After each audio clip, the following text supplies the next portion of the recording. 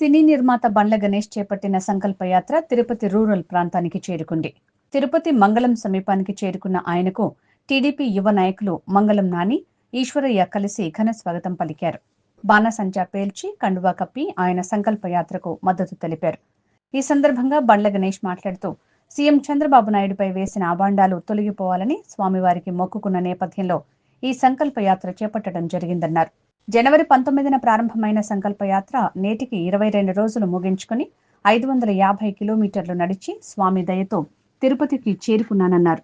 ఇది రాజకీయ యాత్ర కాదని దేవుడి మీద భక్తితో చేసిన సంకల్పయాత్ర అని ఆయన పేర్కొన్నారు. అందరికీ నమస్కారం. 505 కిలోమీటర్లో 507 కిలోమీటర్లు కంప్లీట్ అయిపోయింది. సాయంత్రానికి అలిపిరి చేరుతాం. రేపు మార్నింగ్ అలిపిరి నుంచి తిరుమల చేరుకొని స్వామివారి దర్శనం చేసుకుంటాను. సంతోషం.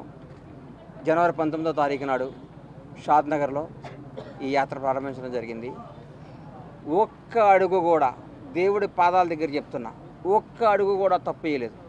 పర్ఫెక్ట్గా ప్రతి రోజు ప్రతి అడుగు వెంకటేశ్వర నామస్మరణ చేసుకుంటూ గోవిందుని తలుచుకుంటూ అని అడిగేయటం జరిగింది. ఇది నిజాయితీ గల సంకల్పయాత్ర, నీతి గల సంకల్పయాత్ర. నారా చంద్రబాబు నాయుడు గారు జైల్లో ఉన్నప్పుడు సార్ ఏమవుతాడని భయంతో ఒకరోజు వస్తాడు, 2 రోజులు వస్తాడు, 3 రోజులు వస్తాడు, 40 రోజుల తర్వాత టెన్షన్ స్టార్ట్ అయిపోయింది. ఏమైపోతాడా, అసలు చంద్రబాబు నాయుడు గారు బయటకు వస్తాడా రావడానికి దిగులు స్టార్ట్ అయిపోయింది. ఒకరోజు సుప్రీంకోర్టు న్యాయస్థానం దగ్గర బయటకు వస్తే గౌరవ న్యాయమూర్తి గారు ఇది నా ముందు కాదు, నేను వాదించునని పక్కన పెట్టడం జరిగింది. అప్పుడు గుండెదడ స్టార్ట్ అయ్యి బయటకు వచ్చి ఆకాశం వైపు చూసి, ఏడుకొండలవాడ చంద్రబాబు నాయుడు గారిని కాపాడు, నువ్వు తప్ప ఈ లోకంలో కాపాడేవాళ్ళు ఎవరూ లేరు అనిపిస్తుంది.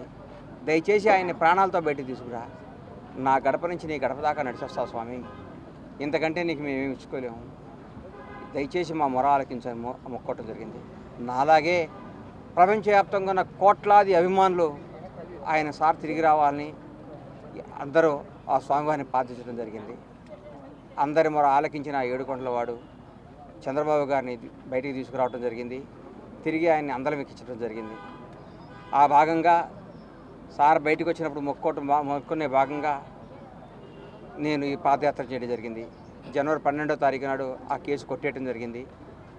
ఈ పాదయాత్రలో దారి పొడుగున ప్రతి ఒక్కరూ అభిమానంతో ఆశీర్వదించారు, ఎంతో సహకరించారు.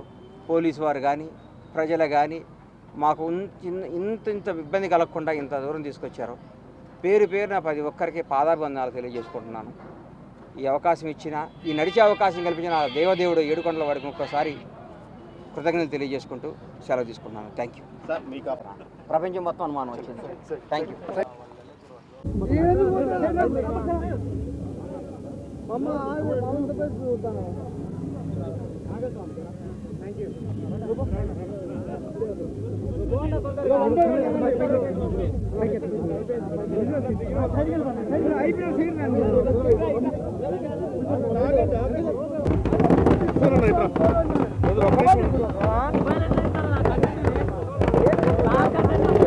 కొద్దిగా వెనకబెట్టి కొద్దిగా అదే కొద్దిగా ప్రేమ వెనకబెట్టి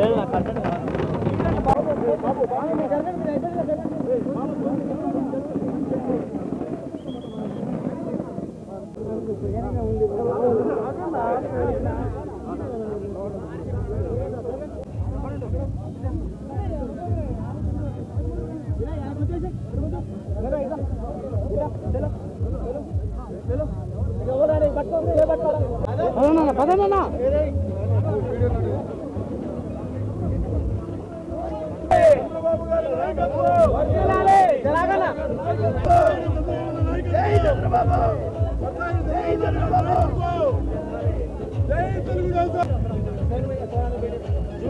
జూమ్ వేసుకుంటా అయిపోయాయి.